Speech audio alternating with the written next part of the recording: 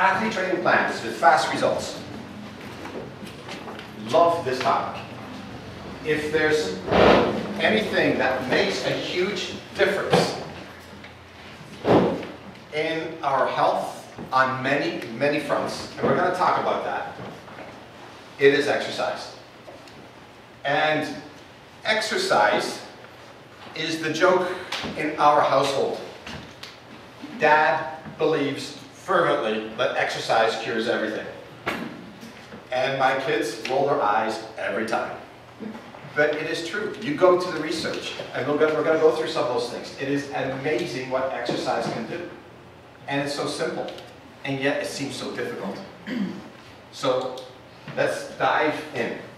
Exercise. Why should we do it? I kind of hinted at it already with this first article. It increases functional lifespan. You know, here at DBC we are very science-based. Everything's validated by science, double-blind studies. We make sure of that. So if you are a result of where some of these claims are coming from, here at the bottom of our slides, you'll see the peer-reviewed, published articles where we found some of these things. But it increases functional lifespan. And the functional lifespan is so critical. It's not just lifespan, but functional lifespan. My uncle in the Netherlands, Ome Jan, we call him, 95, blind, fully independent, yet bicycles 2 hours a day. Yes, on a stationary bicycle. It was driving him crazy that the doctor 2 years ago said, no, you can't bike anymore. It's because his sight was failing so fast, macular degeneration. And when he ultimately did lose his sight, he just switched over. And wouldn't it have been easier just to sit down, right? Wouldn't it have been easier? But I want you to know this man is having a fully functional life. He does everything.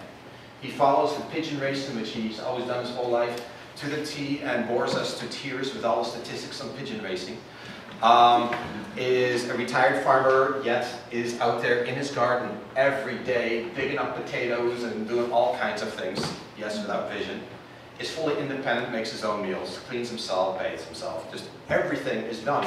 He is fully functional, and isn't that a great life to have? Especially if you have over 100 grandkids and great-grandkids, right? And he's fully involved with that, and great-grandkids. So the functional lifespan is phenomenal, what we can do with exercise, and that alone, to me, is worth attending the seminar for, to increase your functional lifespan. Muscle-derived growth factor, cytokines, known as myokines, moderate systemic physiology. Myokines may influence the progression of age-related disease and contribute to systemic aging. What that complicated sentence means is that you secrete anti-inflammatory compounds that are so profound that they basically can reverse, stop, or slow down aging.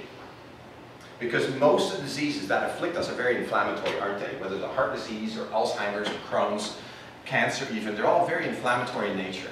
And therefore exercise has a profound effect on that. Try exercising if you're not exercising. And look at your face just 2 weeks later. You will see less wrinkles. You will see clearer skin. You will see reversal of aging of the skin in just a few weeks because of the anti-inflammatory effects of exercise. So age reversal, talking about age reversal, telomere length shortening associated with chronic disease can be merely by aerobic exercise, and exercise results in longer telomeres. What are telomeres? What is this journal article telling us? Telomeres are little spindles within the cells that, as far as we know with our current knowledge, is the most accurate way of measuring cell aging. The longer they are, the less aging has occurred. As they shorten, ultimately they shorten to such a degree, then you have cell death, and that's it. So keeping our telomeres long is kind of critical. And they did this wonderful study at McMaster University, Southwest Ontario. It's a very renowned school, where they took skin samples from the buttock.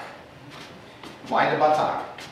Usually no skin, no sun exposure, so not premature aging. It's a pretty good indicator of how old these cells are. And then they subjected these inactive individuals to 2 months of training. And it wasn't even that much, it was an hour a week, aerobic. But it was not just walking, they had them accelerate a little bit, and then checked at the end of 2 months And every one had reversed aging by as much as 20 years. Unbelievable. It was published, it was met with disbelief. They had to repeat the test to make sure that everything was done right. So, now remember, this is done with inactive individuals, right? Sometimes I'm a little jealous. I wish I ate young and I was inactive, because then I could just do a few changes and see all those cool things. But no, I was kidding. So we need to see that telomeric length shortening can be reversed with exercise. But there's something else that has come out in just the past little bit, and that is genetic expression can also be changed. So if your gene expression is leaning towards diabetes and some inflammatory disease because of that, you can actually ameliorate or change that genetic expression of that disease with exercise. And now there's the absolute stunning, this is like changing a law of physics here, but there's the absolute stunning news that still has to be corroborated that perhaps exercise can even change genes, not just gene expression. So now you're talking a really funky business. We'll see how that all turns out. Muscle is an energy source also. It is one of my easiest way, and our doctor's easiest way, to change energy levels is just to increase muscle mass. Muscles are an energy sink. I watch my muscle mass on the BIA like a hawk, because I want to have enough energy to see my patients, to deal with my 5 kids, yeah, and have a life beside all that. Because otherwise it just runs on empty. It's that simple. And you can't just rely on your adrenals and your thyroid to provide that energy. You have to have all organ systems in place, and one of the most important organ systems for energy is muscle mass. Anyone that dips below 35% will suffer from energy loss.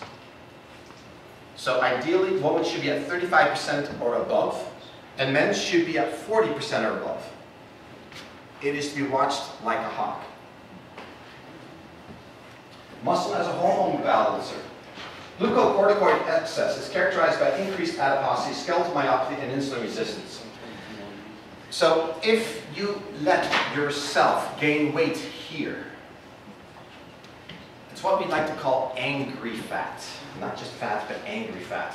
It secretes inflammatory compounds way beyond what normal fat does. And it's been linked to insulin resistance, atherosclerosis, inflammation, and adrenal excess, which, believe me, with today's society, we already have adrenal excess. The only thing that's up to debate is the adrenal excess causing this, or is this causing adrenal excess? The end story is the one causes the other, and the other causes the other, right? They're just kind of intermarried. So we want to make sure that we regain muscle, decrease fat. It does balance hormones. I've yet to meet a patient in our over 25 years of practice, and I suspect my fellow doctors have yet to meet a patient that has come up to them and says, you know, doc, I have too much time. Could you design some exercise for me? And it's not out there. It is just not out there. You really don't have time not to exercise. Exercise creates time.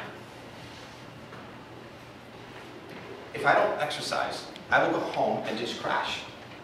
I don't have time to work in the garden or water the plants or spend time with my kids or go out and play tennis or go bike riding like I plan on doing later tonight. Yeah, it's going to be a short one, but it's going to be a hard, fast bike ride. If you don't exercise, you don't have time to have, it creates time. It is amazing to me how when my patients start exercising, how much less sleep they need, how much more willpower they have, how much more organized they are in everyday habits. It creates time like mad. I get it that you don't have time. I really do. We're all in the same boat on this one. But honestly, you cannot afford not to. You really can't. So how do you build it in? Because we've all had issues with creating this habit. Exercise, then we fall off the wagon, gain weight, or get all depressed, maybe exercise again, right? That yo-yo thing. But what happens when we exercise and we create expectations that we can't meet, what happens there is when we fail, we don't want to go back to exercising because we don't want to create that negative emotion again. It's kind of a subconscious thing. Because you know, oh, I'm going to fail again anyway. It's a real negative emotion. You need to have a plan that is sustainable, that is realistic, and that gets results. That's what we're going to talk about tonight. The maximum results in the minimum amount of time. We've taken what the professional athletes are doing and kind of distilled the nuggets out of that into usable pieces. But beyond that, you've got to establish a habit. Usually, I'm going to suggest that you do it first thing in the morning because nothing can get in the way of it that way. Because studies have shown that 72% of people who do it first thing in the morning before or right after breakfast are still doing it 1 year later, whereas those that do it after work, only 27% of those people are still doing it a year later. So it seems like for most people, for longevity, mornings work best. But again, you have to be realistic. Maybe there's just no way. Secondly, you need to maximize your time spent. And we're going to talk about that with interval training and intensity versus duration. I love this topic. I'm a huge Tour de France fan, cycling fan. And I've watched, starting about 25 years ago, how all of a sudden these cyclists changed their programs for training dramatically. In fact, some of them were able to, some of the best known names out there were able to change it up so dramatically that they spent 70% less time on the bikes and still got better results. It's about smarter, not harder. And what you want to do is we want to increase the intensity. Why? Because it increases testosterone, growth hormone, and insulin-like growth factor. And for the ladies amongst us, do not worry, you will not grow a beard. You will not get big muscles. You can't. But you will get more tone. You will get more definition. And if there's something that is overly small, yeah, it'll get a little bit bigger, but never big like a guy. Unless you supplement artificially with testosterone, which I do not suggest. Growth hormone is the big one that's not often published. But we need that one secreted, and we do that, we secrete that with intensity. We do that with enough sleep, which we're going to talk about. And also, and this is very new in the annals of research, by finishing the exercise by doing something relatively easy. So if it's a sprint run type of thing, you end it by just kind of looking a little silly, but doing it lightly. If you've been doing intense weightlifting, you end it with maybe just a barbell, just a few, maybe 5 of them at the very end of the workout. You secrete growth hormone like mad. It's about being smart. And it makes a big difference if you do some of these simple things that I mentioned. Endurance trained athletes of both sexes have abnormally low levels of major sex hormones. Have you ever noticed that marathon runners look like chemo patients?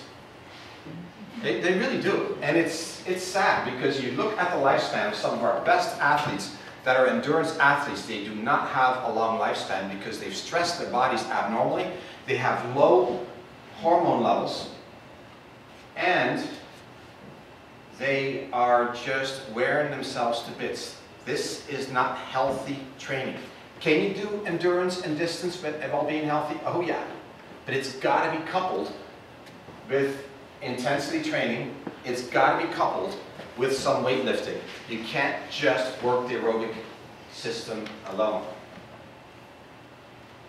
One of the main reasons of death in the cycling world, #1 cause of death, is suicide.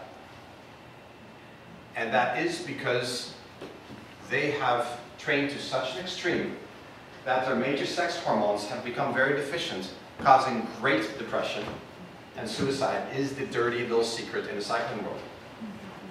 It's very common. Check out the top cyclists and you can see a lot of them have. committed suicide. And their fat percentage has become less, and that's part of the hormone balance too. Yeah, absolutely. Next one. Is it me? Time to wake up. No, it's me. I'm doing some false spots. Oh, sorry. I get to talk about stretching. Stretching is one of those things in athletics right now that's a little bit controversial. You hear one person saying one thing, one person saying another thing. Research supports this, old school supports this. My dad was telling me a story the other day about when he played football a long time ago. He was kind of a bench warmer on his football team, and he always talked about this stretch that they would make him do, where they make all the guys go down on all fours, and they'd stick their helmet into the ground, and then they'd have to like roll their head around on their helmet.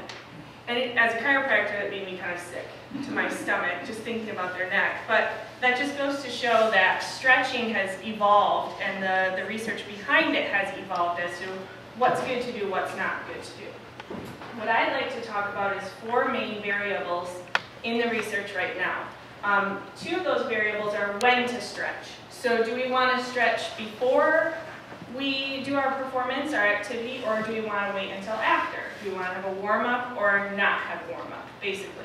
So that's 2 of the variables. The other 2 variables are what kinds of stretches. Do we want to do static stretching, which is basically your quad stretch, stand here for a while, or you're reaching down towards your toes. Usually isolates 1, maybe 2 muscle groups, taking this one across. That's a static stretch. Versus dynamic stretching, which is stretching through motion. So an example of dynamic stretching might be somebody doing yoga. A lot of that is very dynamic. Or you may have seen this one where you see people put their leg through, right, and stretch it out like that. You know what I'm talking about? So dynamic stretching meaning with movement. And so we're going to talk a little bit about some research there that talks about those 4 variables and mixing them up and seeing what's the best. So what we've noted with static stretching as a sole activity, okay, so the only thing you do before your performance is static stretching. It is actually an inhibitor of performance, especially anything involving explosive movements. Sprinters should never do static stretching alone before an activity. Now, caveat to that, right? If you have an injury, such as a pulled hamstring or any other kind of injury, you definitely need to be doing static stretching with that before to prevent further injury, further tearing of that.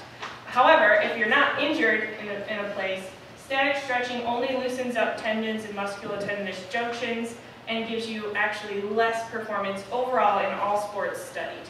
Okay, so that's what we're looking at with static stretching alone. However, if you take static stretching and do 5 minutes of running before you do static stretching and 5 minutes of running afterwards, just like jogging, maybe on a treadmill, at least with this study, it showed actual improvement in performance. Okay, so that's one way to get around it. If you like static stretching, or if you feel like it's necessary for you, you feel better, then in order to keep your performance high, you should do some sort of warm-up before and after. Okay, so those are 2 studies that we found with those 2 variables. Now the nice thing about dynamic stretching is, overall across the board, we see improvement in performances with dynamic stretching as opposed to static.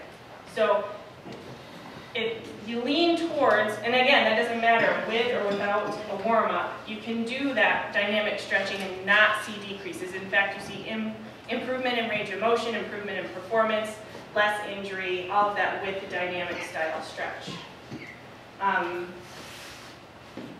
Yeah. So those 4 variables, right, we're leaning away from static stretching alone, especially before explosive performance, leaning towards more dynamic style stretching or static stretching with our pre-warm-up, even if it's just a 5-minute jog. Okay, well I get the fun job to talk about all of the myths, everything that people think about with hydration, with exercise. So basically, most people realize that they need to rehydrate. They're not really sure with what.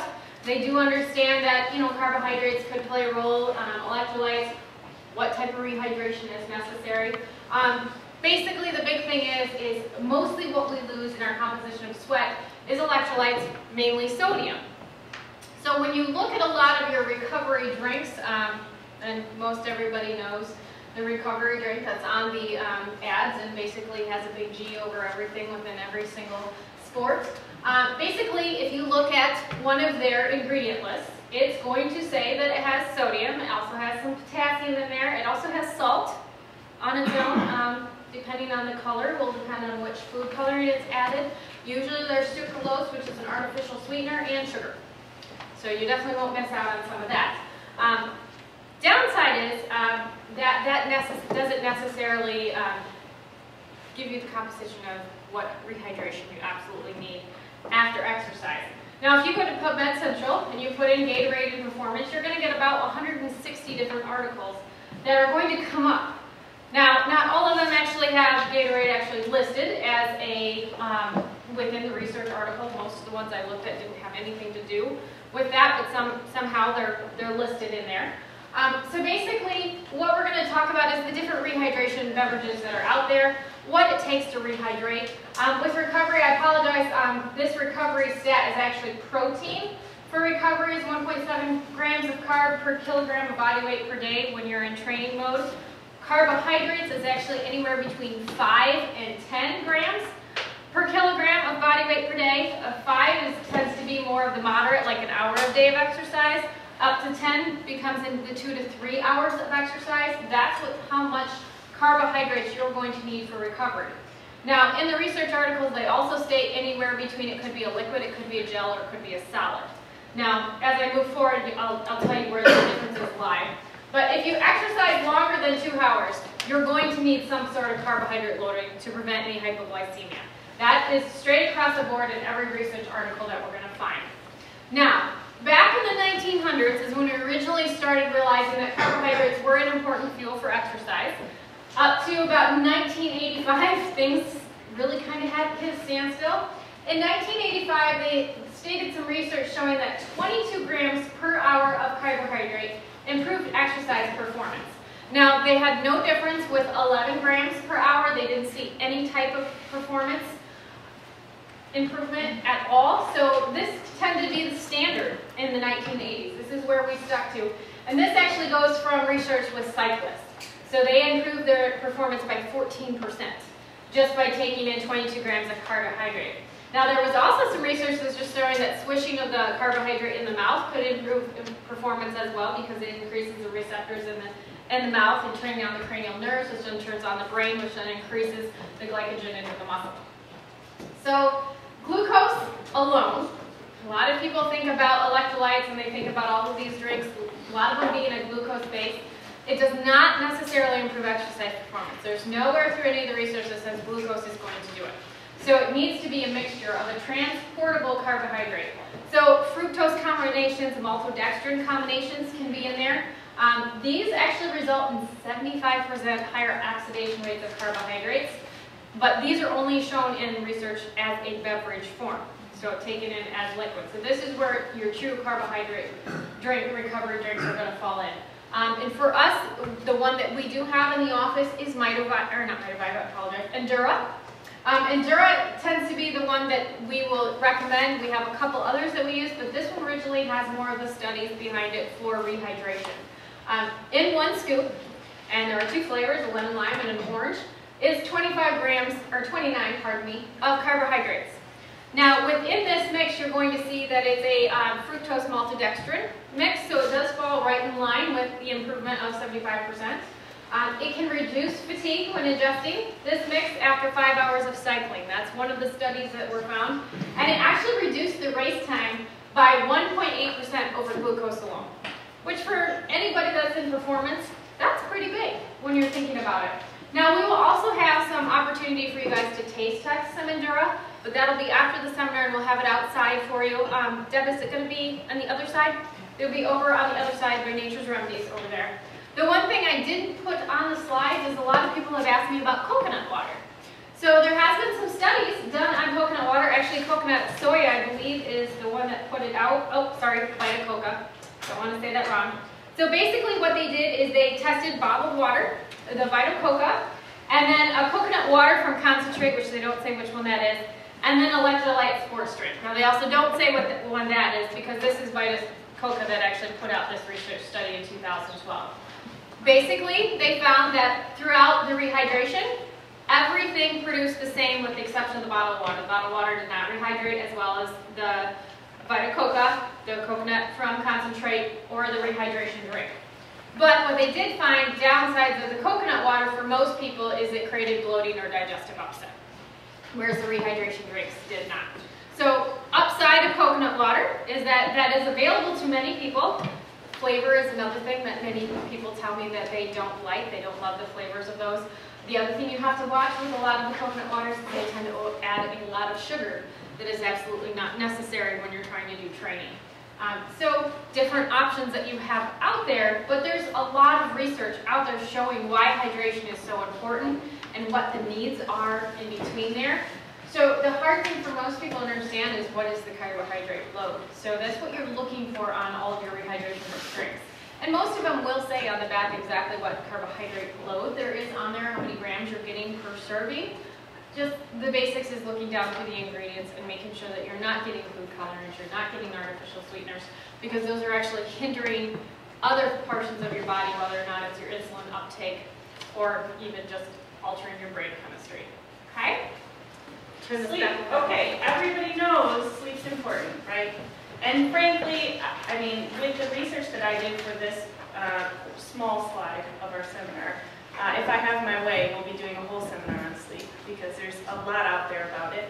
But just specific to athletes, there's not a whole lot of research out there looking at them. And it's really interesting because athletes they've got a lot of factors that are different from regular people, especially elite athletes, when it comes to sleep. They've got crazy training schedules, they have anxiety about performances, they've got those kind of things that maybe some of us don't experience. So I found this really cool big packet article, and it's a review article, and I don't know, for those of you who aren't familiar with what that means, it basically takes a lot of different studies and puts them together and standardizes it, and is discussed by one researcher. So when we're looking for research, the best thing that you can find is a review article because it will put a lot of research all together in one place. Just a little tidbit for you there. So sleep, the most question that I get from people is how much? How much sleep do I get? Research shows that less than 6 hours per night for 4 consecutive nights equals impaired cognition, impaired mood, glucose metabolism impairment, appetite regulation impairment, and impairment in immune function. So overall, right, we know that we need at least 6 hours, preferably up to 8 hours is what I saw in the research of sleep per night. Now the problem with that is, are you getting quality sleep? Okay.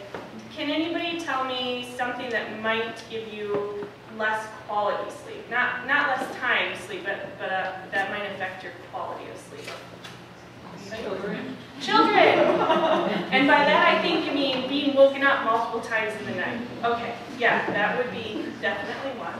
What else might impair your sleep quality? Snoring husband. A snoring husband. Okay, sure. Yep, absolutely. What Going to bed else? at the wrong time. Say it again. Going to bed at the wrong time. Going to bed too late. Okay, going to bed too late can impair sleep quality and quantity, for sure. How about more sleep quality? Electronics. Electronics, very good. They can definitely impair sleep quality. So when I'm talking about sleep quality, I'm comparing REM sleep, rapid eye movement, with slow wave sleep, okay? Slow wave sleep, say that 10 times. So REM sleep is what? Does anybody know what rapid eye movement sleep is? What happens during that point of sleep? Dreaming, yes, dreaming. So it's kind of like your body is paralyzed, but your mind's awake, basically. So it's a wakeful sleep. Slow wave sleep is when we have the production of growth hormone. It is the anabolic, or the building portion of our sleep cycle. So we need more time in slow wave sleep in order to recover. That's when our athletes recover.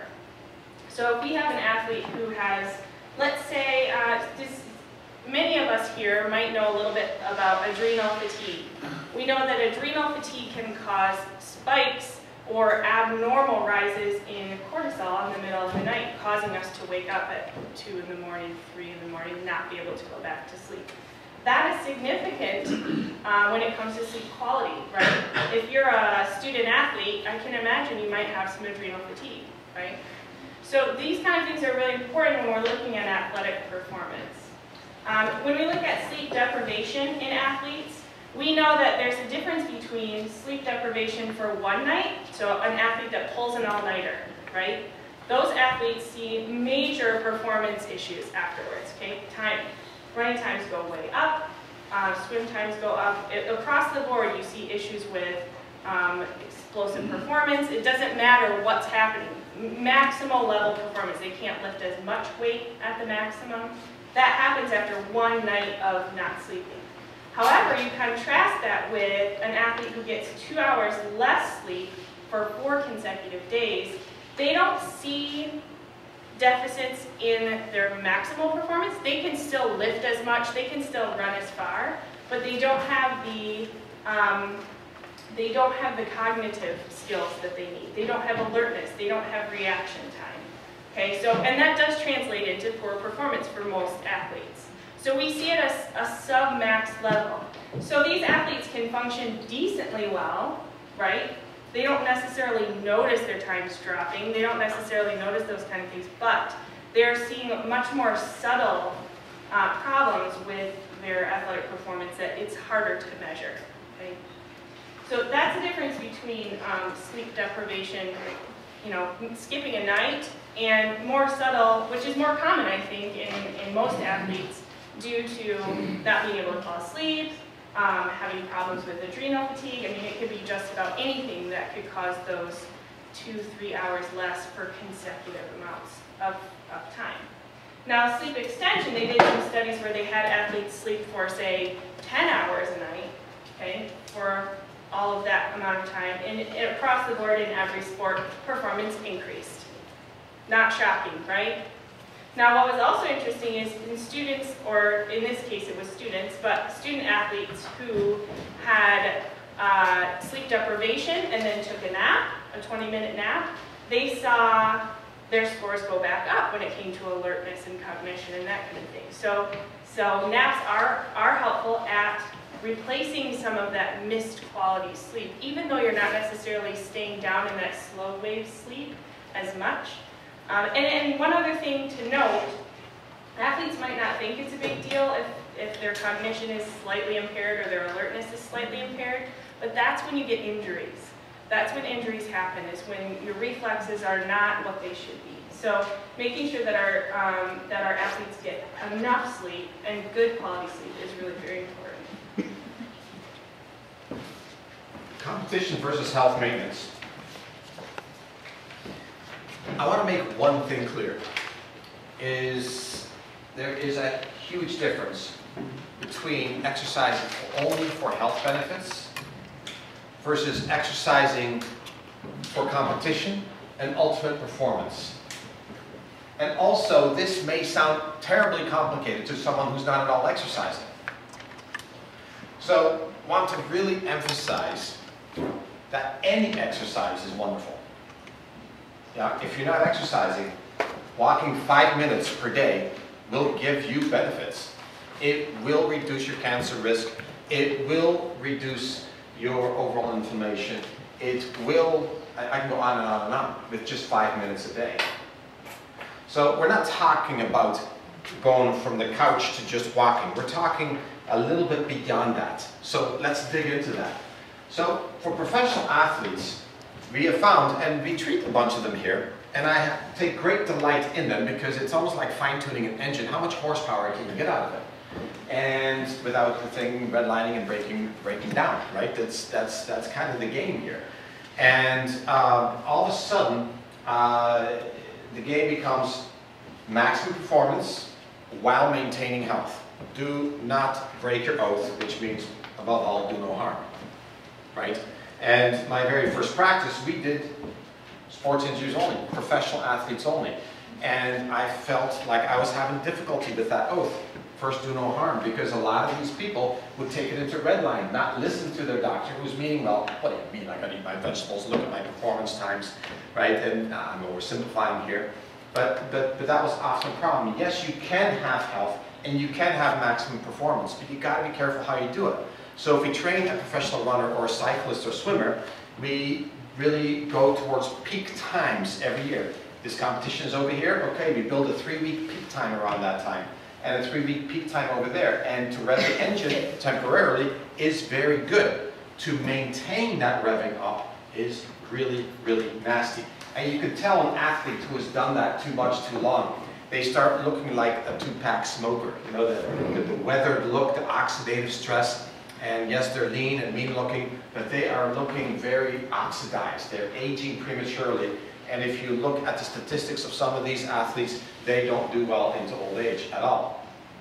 So for a professional athlete, the way to train is through interval training, no matter what they are doing. Whether it's running, whether it's cycling, whether it's swimming, I can go on and on. You can compress the amount spent exercising, because exercising to excess does age you. You are producing inflammatory compounds at that point that your body can't quite detoxify anymore. So if we could reduce, say, from 100, say, for example, if you look at Tour de France, that's happening right now. These fellas are going from a very low 90 miles a day to a high of 150 miles a day, sometimes through mountains, and it's on at full speed the whole way. Now, do you think that as they were training, they were doing 150 miles a day? No, absolutely not. They are weight lifting. They were doing sprint training. Because once you have developed an aerobic base of, say, 30 miles, then all you have to do is sprints after that to extend your aerobic capacity and muscle strength and really ability to handle the toxicity of that long distance training without having to do that kind of long distance training. Every once in a while they'll do a ride like that just for psychological edge to know that they can do it, but they honestly don't have to do that. And we can take a nugget of the professional athlete and use that ourselves. So if you have a 15-minute block, why not go for a walk, and 4 times during your walk, do a sprint. And you'll get a handout at the end over here that demonstrates how to do that. All of a sudden, that 15-minute walk with 4 sprints in it is the equivalent of a 45-minute to 1-hour run, as far as competition goes, and as far as health benefits go. And you can mix it up. The other day, I went for a 2-mile very fast run. It was almost a sprint. And then I slowed the last mile down, so it was a 3-mile thing, to just doing sprints. And I got 4 of them in that last mile. And it was a terrific workout. And the time spent was very little, 20, maybe 25 minutes. But it was an awesome workout that, again, compressed the time spent and probably equivalent to what a lot of people do in an hour and a half in very little time. Yeah? So you can mix it. You can do a little bit of distance work, you can do a little bit of speed work. And again, if you're 95, you're not going to do that, are you? But you could certainly, like my Omeyan that I was talking about, who's bicycling like a maniac, he can certainly go slow and a little bit faster, and then a little slower, and a little faster, right? You can go to your ability. Or if your walk is just a shuffle walk because of some rheumatoid arthritic condition, you can shuffle a little faster and you can shuffle a little slower, right? So this interval training principle applies to all of us to one degree or another. So exercising for health, it is remarkable to me how little it takes to get incredible health benefits. I feel that everybody at least once a week should do something that's a little bit longer distance. I think it's good for spiritual stillness, to get your stress levels down, to gather your thoughts type of thing. Exercise is absolutely wonderful. So why not go for that slower, longer bike ride, or longer walk, or long, slow jog, or whatever you're into. So your mind just goes to places where it normally wouldn't.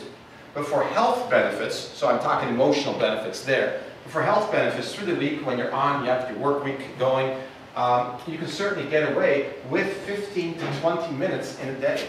And we're going to demonstrate that right away with weights and with aerobics.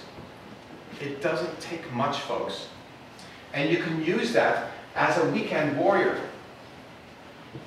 You can build yourself. All you have to do is increase the intensity, increase the explosiveness during your work week. Because when you come home, you're tired. If you're exercising first thing in the morning, you don't want to deplete all the energy you have because you have a work week and you're probably married, and if you have kids, right, you have all those other added things. You do not want to deplete your adrenals. It doesn't get you anywhere. So be smart about it. Have constructive exercise, not destructive exercise.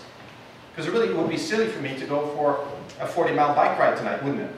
After having started way early in the morning and just going all day. It just would be not good. No, it's going to be a constructive ride tonight where it's going to be short and fun.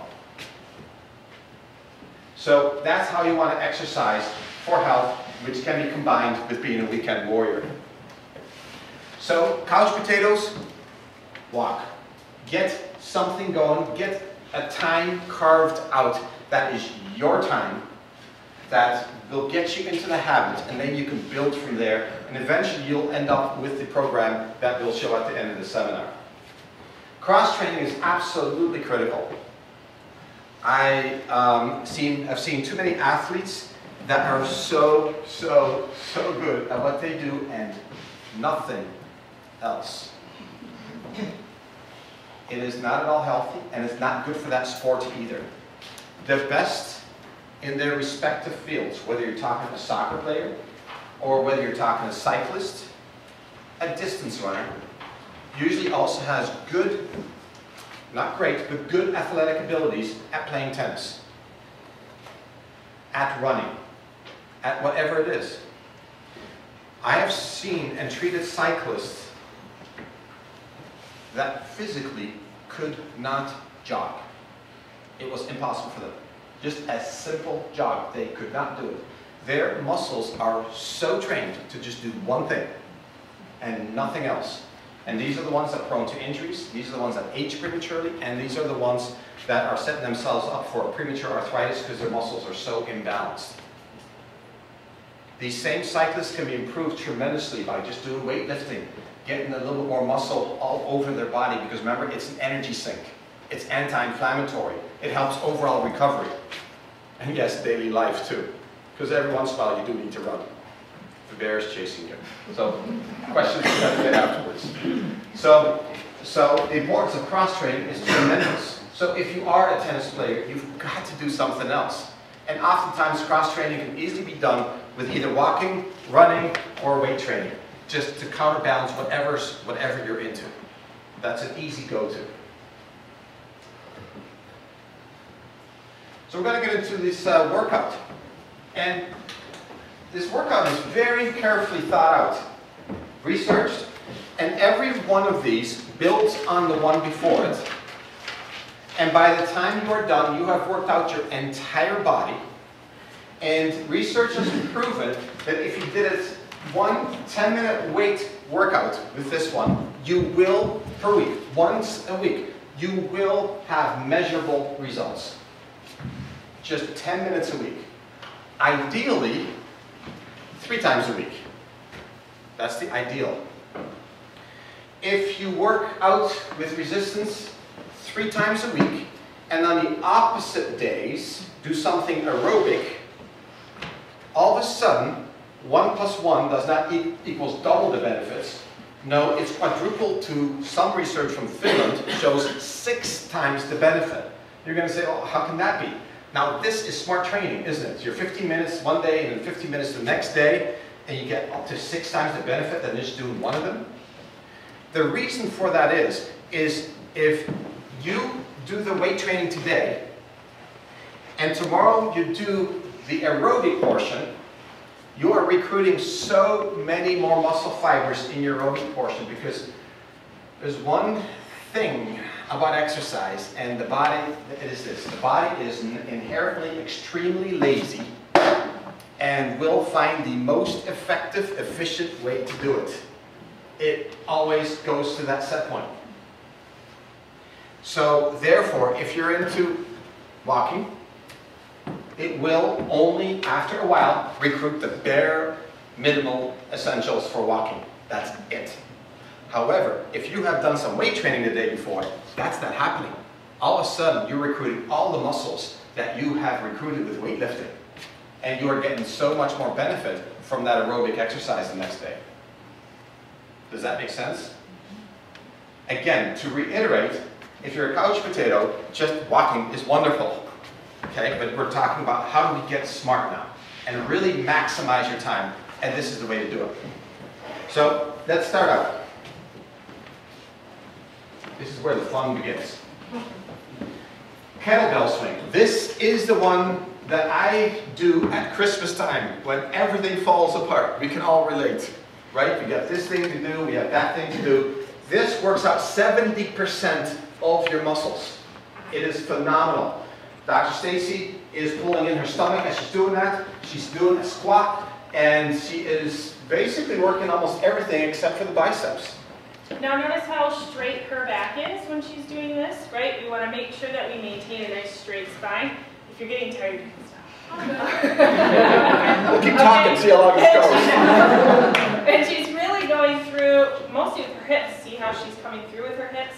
Not curving the spine and pulling the kettlebell up. Notice she's also not really going much above her head. We don't want to be taking the kettlebell way up here. We're going to stay right within that nice neutral range. Want to emphasize neck position with all exercises. It's back. You are recruiting the right muscles. As soon as Dr. Stacy would start doing that, if you're getting tired, stop. Because all of a sudden you are compensating and recruiting the wrong muscles. You are setting yourself up for injury and just a bad pattern. Dr. Stacy, what would you recommend for weight on the kettlebell? I use anywhere between a 20 and a 30, but you really should start out, if you're not used to doing a kettlebell, 5 to 10 for women. Yeah. Men, I guess it depends on what you bicep curl. Most men go up to about 45 for a good workout. Again, you don't start there. You start, say, at 25, and then you end up at 45. And again, phenomenal workout. Just this one is probably the king of them all, in my humble opinion. Or queen. It works out a lot. So let's hit the one that the kettlebell swing did not exercise, the biceps curl. Again, the neck is straight back. And notice that we're using what's called a hammer curl. It twists. It's a more natural motion. We're into functional medicine and thus functional exercise. Because when was the last time you lifted a grocery bag this way? It doesn't happen, does it? It just doesn't. So we were trying to do the motions as naturally as we possibly can. You'll notice in this workout too, we don't really use much as far as isolated movements. This is really one of the few that actually isolates one, maybe two muscles at a time. And that's because we want to be as efficient as possible while we are doing these workouts. Now, if she wanted to be doing these biceps curls while doing a wall squat, there, you know, that even just makes your workout even more efficient. Okay, bench press. Check out Gold Gym, or those big meat and potatoes kind of gyms where they're pushing incredible weights. The bench press causes heartburn like mad. You check the garbage bins, it's full of Pepto-Bismol bottles because they are putting T6 out of place, which is the one that affects acid secretions. Heartburn is a very common malady because of the bench press. This is how we go around it. One, we don't use a barbell. We like using two individual ones, more muscle recruitment. We like using a ball because it's unstable. Dr. Stacy is having to recruit her stomach muscles. She's pulling in her stomach as we're doing this. So we're getting multiple muscle recruitment, and it's not just all resting on this one vertebra, which can cause so much harm. It's also, I mean, again, the ball is going to be much more flexible. You can kind of change your position on the ball if one position's uncomfortable. Again, you'll notice she's resting her head right on the ball. I don't know if you can see that in the back, but it's very relaxed. She's not straining at the neck when she's trying to do this movement. Yes. Good. Bent over row. This one's very, very important for today's society because we spend so much time stretching this muscle on screens, driving, everything is in front of us, right? Yeah. I really feel we're raising an entire generation of bowed forward people. We need to strengthen the muscles back here. This is the most effective way to do it, and we can do it at different angles. So you've got triceps, got rhomboids. Again, notice really, really nice. Yep, she's adding the tricep in there. There's the triceps right there. Extending. Yeah. Notice a very nice line all the way down the back of the spine, and her head is staying tucked back. Chin looks very nice. Good. Awesome. Important one. We are usually overbuilt here and underbuilt here, so we have to emphasize this exercise. It's an absolute critical one. Seated shoulder press. Another meats and potatoes kind of exercise. Okay? Head position here is absolutely critical. When it goes forward, you are recruiting the wrong muscles. And this is the one that we see a lot of injuries from in this office, is this one right here. People are just doing too heavy a weight and they're doing it wrong. They're straining with their neck forward, and it's a major problem. Yeah, overhead lifting can be really hard on the neck. So if you're prone towards tension, headaches, if you're prone toward any sort of neck problems, you want to make sure you, like you said, start with a really low weight. And watch your form. As soon as you fatigue, then you're done. Perfect. The push-ups on the ball. Other one of my favorites. Again, if everything lets loose and time becomes really critical, again, I'll do the kettlebell swing and I do push-ups on the ball. The push-ups on the ball is awesome for stomach muscles. And easy one for you. what's that? Yeah. We'll do. There's different ways of doing it. Oh, like a little seal. So again, you'll notice a really straight line here. And Dr. Stacy, if you were to roll backwards, you would make this easy on yourself, right? So you can change how much weight of your own weight you're going to be pushing up in this position. If she wants to roll forward, she can go even more. For an even more advanced workout, we can try. And this is really, really tough. Oh, nice. Yeah. She's using every stabilization muscle That one she deserves has. applause. Okay. So this one here recruits everything all the way around, and if you do 10 of those, you've had a good workout, and it is the equivalent of about 60 regular push-ups on the floor. So if you can't do that one, don't do it. Maybe do a little one, right? Or do it the other way. And honestly, the reason that I like these big ball workouts is because it forces you to work on your core. Now you hear a lot about that word core, right? About how it prevents low back injury, about how it's really good for breathing, for respiratory issues, working on your core, right? This is an easy way to do it without having to think about it. It makes you stabilize, it forces you to use those transverse abdominal muscles, which are part of that core that we need to build up in everybody, especially those of us who have to sit for our jobs. It's very important. We didn't talk that much about core because you hear it everywhere else. You hear it time and time again. But it is true. It starts at the core. But it's easy to do if you incorporate the ball into this workout. You don't even have to think about it. Yeah. Crunches on the ball. This ensures that you are doing the crunches correctly. We've all heard, no, you should do it this way, or that way, or that way. We have done an extensive search of the literature, figure out which one muscles recruited when and how. This is the best one, the safest one, the one that gets results the quickest. Love this one. If you're not able to do it, you go a little more forward. If you're really good, you go all the way back and come up. So you can just go with however you want to do it. And you can see how the ball will support the natural curve in your lower spine. I know a lot of people who have a lot of pain right on these they're called your spinous processes.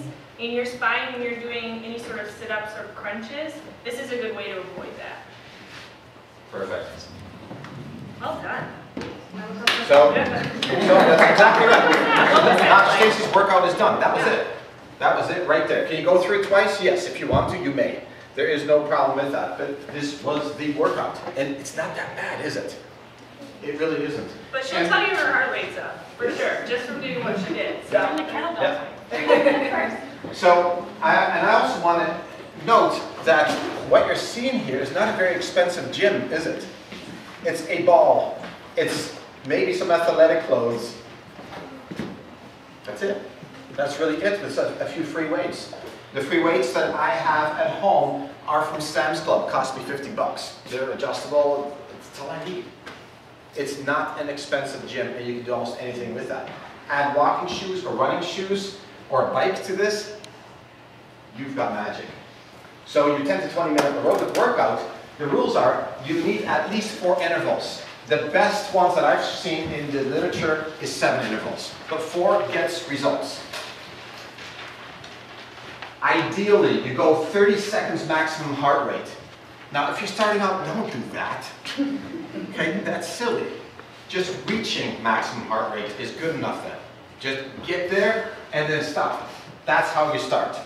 And you will get tremendous benefits just from that. But if you want to get to that absolute maximum extracted, maximum benefit from the exercise, you got to be there for 30 seconds. And by the way, professional athletes do it for 90 seconds. They redline their heart for 90 seconds. We're talking the extreme cyclists, and so that's another category again. We're talking health benefits here. So 90 seconds recovery, repeat. If you go over 7 times, diminishing returns. After 12, became destructive. So 4 to 7 is the sweet spot. More is not always better. It's not always the American way. So applicable to all forms of aerobic exercise, whether you're biking, running, swimming, walking. And so on a bike, 30-second sprint, right? Or choose a really hilly road and hit it on that hill. I love doing that. I have a heart monitor, watch my heart rate goes, and it's, to me, kind of fun. But even walking, go for it. Doesn't the amount of time to get to the 30-second maximum vary depending on your fitness and... It really does. And that's why I really, and I didn't want to get complicated, but a heart rate monitor is very useful. But again, we're doing this for health benefits, and once the heart rate monitors, by the way, are coming down in price like mad. Roll out for another 6 months. There's some really smartphones, smart watches coming out that monitor heart rate very accurately. They're out already, but the prices are coming down. And I can't wait for the newest one to come out that also measures oxygen levels. When that's come out, I will release on the blog or on Facebook instructions on what you're about to look for. That's coming down the line. So why exercise? How could you not exercise? Exercise reduces aging, increases functional life. It gives you the capability to do, have a more fulfilling life. I remember 2 years ago we were in Oregon for a family reunion for my wife's side.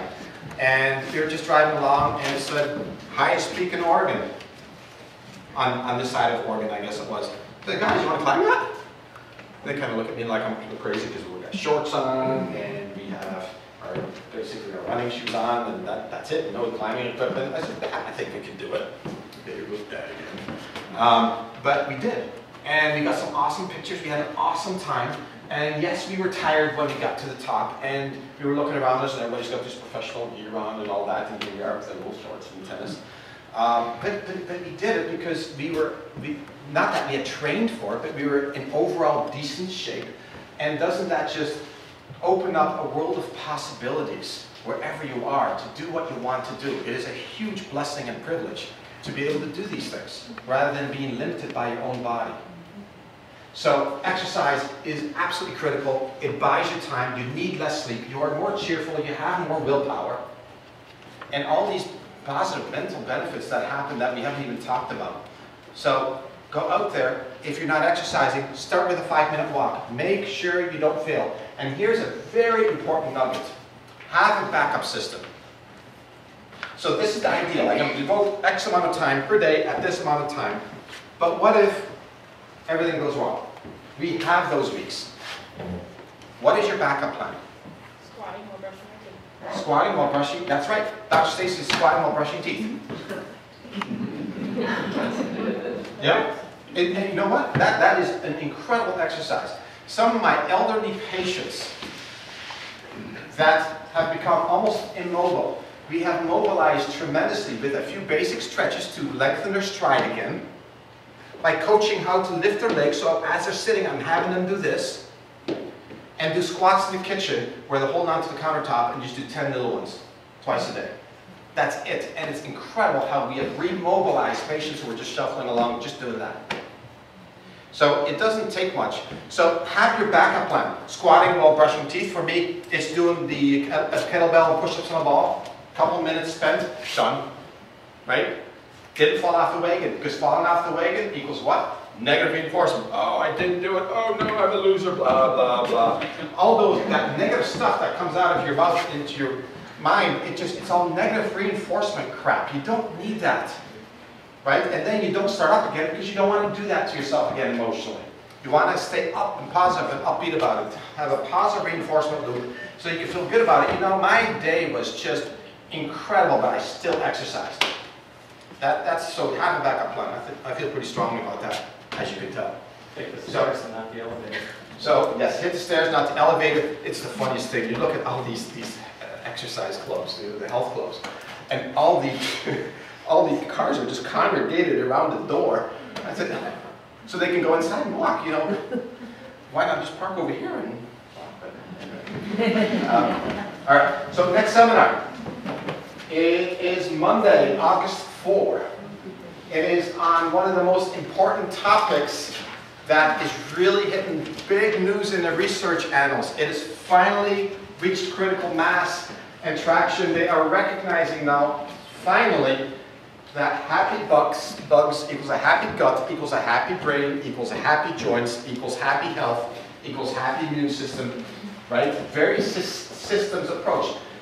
Our health profession is slowly being forced into thinking into systems. Yeah, it's a wonderful deal, and we're going to be talking about all the new research that's exploding month to month on this. Even the last 2 months, we know things that we didn't know a few months ago, so it'll be very current and up to date and cool. Okay, I think we're ready to do questions. Yeah. Well, first, before you do questions, just a reminder that we do have samples of Endura out in the back if you want to try some. We also have handouts with both of those, the resistance training and the aerobic training 10 to 20 minute exercise workouts out there for those of you who are trying frantically scribble at all. Yeah, so make sure you grab the handout. That'll be your, and put it on the wall of shame. This is what you gotta do. Okay. So any questions regarding exercise, I welcome them. I'm willing to go into what the extreme athletes do, all that. We purposely kept that out of this topic because we wanted to make this approachable. But yes.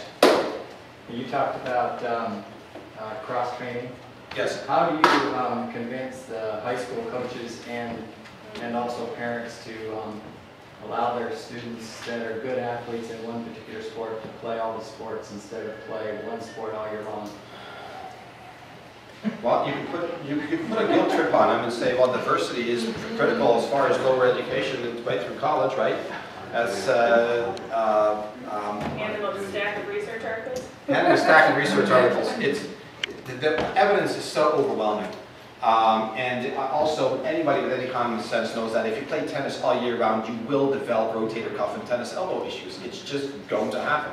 Witness the golfers, the professional golfers, how so many of them have had low back surgery just to try to keep them going. It's just too much. If they are more into cross training and do have other interests, it's so much better. Think Michael Jordan, for instance, right? One of our best basketball stars ever. Was also very good at baseball, loved to play that semi-professionally as well as golf. He obviously was very cross-trained, and that's what made him great at what he did.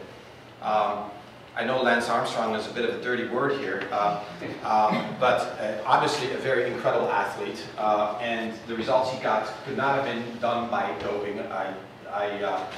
I've seen the numbers, but that was not going to be my point. My point was going to be that his great performance relied on cross-training. He was a fiend about running, about swimming, and weightlifting. And his weightlifting routine was unbelievable. It was jumping on boxes while lifting weights and up and down, and he just drenched. And that's what he did to become what he was. So very unlike other cyclists. Yeah. Yes. My question is, I'm training for my first marathon. Yes. But hydration-wise, do you recommend Endura like after a run or during the run? And how often do you recommend like the hydration and food supplementing? Because you hear all about the goos and all the other stuff. Okay. Bernie, during for sure, after depending on the studies show weight loss. So they talk about per kilogram of weight loss you need a liter of fluid. So that's something you have to monitor before and after, but always during. At least, depending on how long your runs take and all of that, at least 5 to 7 grams per run. And go into the event hydrated. Absolutely. Did a little CrossFit training this spring because I felt like I was out of it just a bit. So one of the nights went into it slightly dehydrated. I had not gone through my bottles that you see over there. I had not gone through them like I thought, and I could not believe how stiff and sore I was the next 3 days. And it wasn't an abnormal workout, it was just going into dehydrated. So it really affects your recovery time tremendously. I feel the goo is very inferior. But I do want to know about this little, now we'll go into more extreme stuff here. And here it is you know what bonking is where you have failure of muscles and it just bonks. It just doesn't work anymore, they've run out of fuel. You can actually increase the distance before you bonk by 20% just by having something sweet in the mouth. Not even absorbing the fuel. What that does, it bypasses this little brain thing. The brain says, okay, shut down, I gotta preserve the sugar for my brain and heart, otherwise I'm going to die. Okay, so then it shuts down the muscles. You can bypass that loop by quite a bit just by having something sweet, and honey is the best one, not goo. So that's kind of a nice little, so having a little pack of something, and just keep. Yep, those little, exactly. That's a good idea. Yeah, the little sticks. Yeah. Yeah. So there's a fun little tidbit. Dr. Reckowski is a colleague of mine, and all he does is professional athletes. In fact, the last Olympics, he had 28 of our Olympians as patients. Dr. Reckowski is a very interesting character and very extreme, which is why he's so popular with these folks. And my doctors, our doctors here, claim that I have a man crush on him. But in either case, what he does is he loads up his athletes with phytoganics. Phytoganics is an extract of carbs from vegetables as well as fruits, and he will go as high as 10 scoops a day, which is the equivalent of 80 pounds of fruits and vegetables in a day.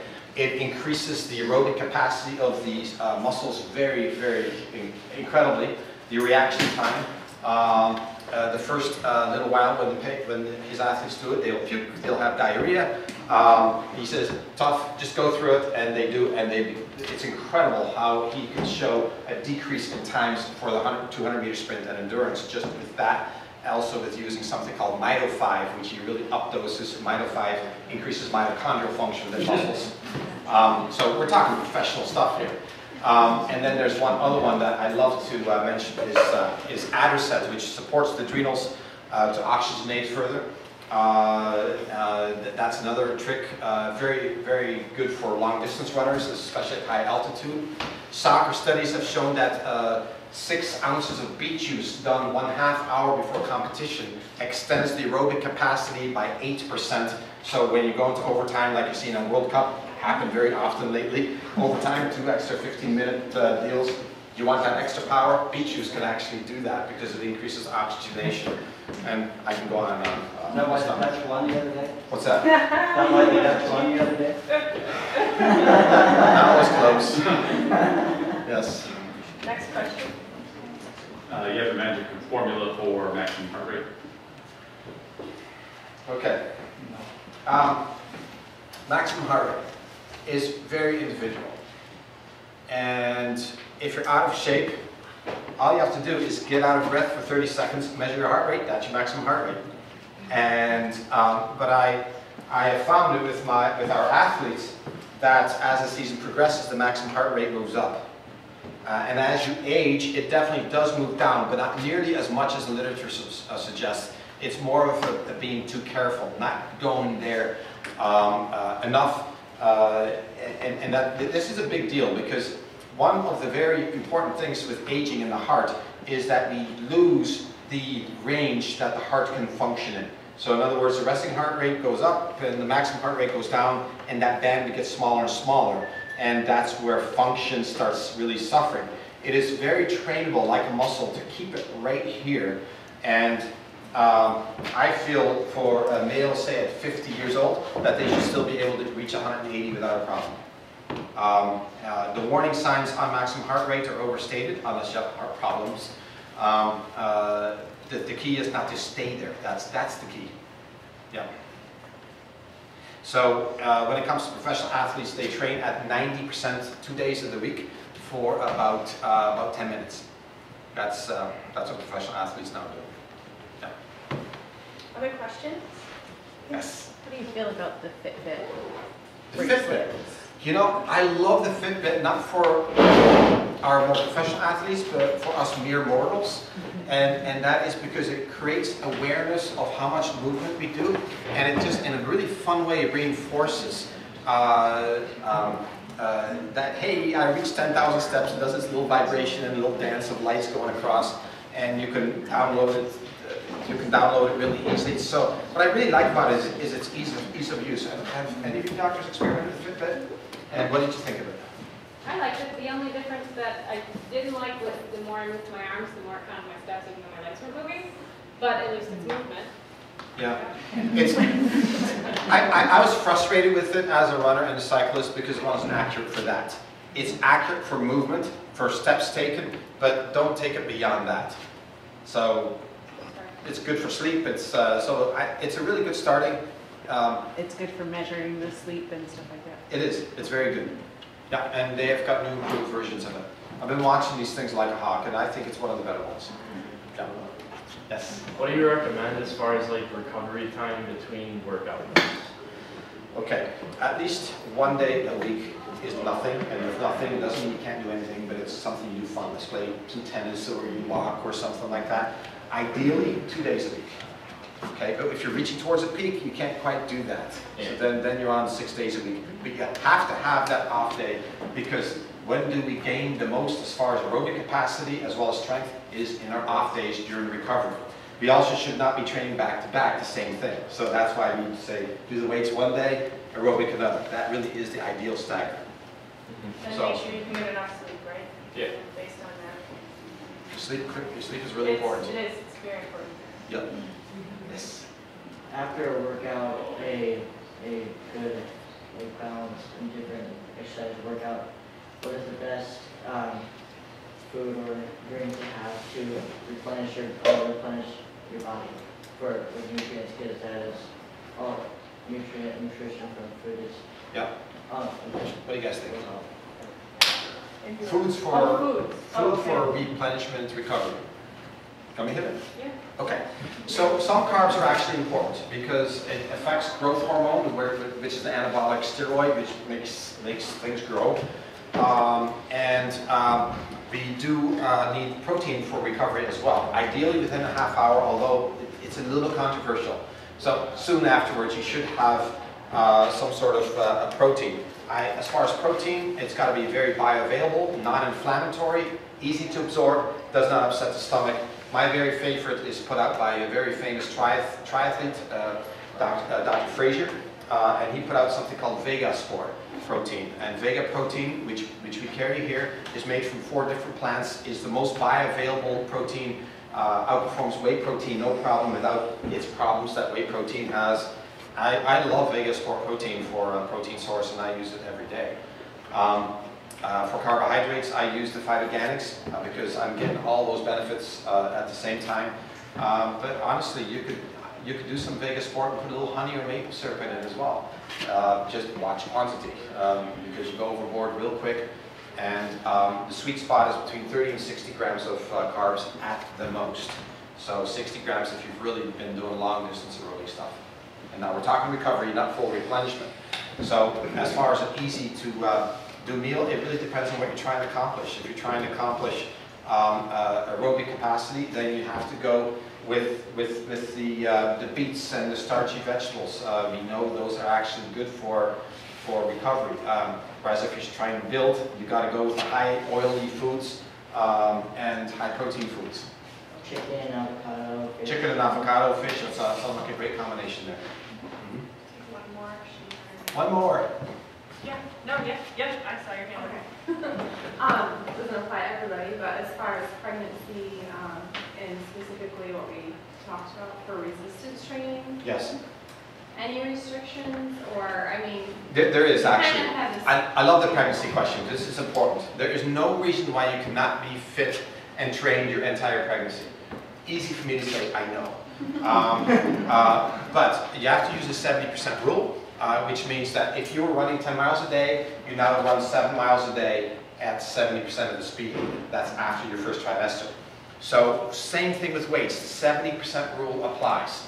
And the one that you have to be really careful with, and I would say avoid altogether, is overhead, because you already have an excessive curve right here. It's just going to accentuate that curve. It's just going to be really hard, and you can't pull in your stomach enough to really protect that. So I would totally avoid that one, and I would be pretty careful with the anything that involves squatting. So like the kettlebell swing, I would lower the weight even more than 70%, because the sacroiliacs are much more unstable and prone to go out.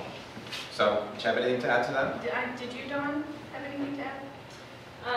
The only thing I think I would add to that is just for in that pre-pregnancy time, that is the ideal time to start getting yourself fit and into shape. Don't wait until you're actually pregnant and go, Yes. oh, maybe I should start to exercise now. Yes. If you can at all do that. Yeah. So Dawn teaches an excellent module. Dawn was lifestyle therapy, by the way. And Dawn teaches an excellent module, one of our many modules, but this one is on pregnancy and pre-pregnancy and into pregnancy and all the way through the stages. And exercise is part of that. What do we do, what, how, and when. Also, let your body, every pregnancy is different. You got to let common sense be your guide, right? So if you want to have a sample and head out that direction, please feel free. We're going to wrap it up here, I think, tonight. But thank you so much for coming. We really, really appreciate it. Yep. And thank you for coming.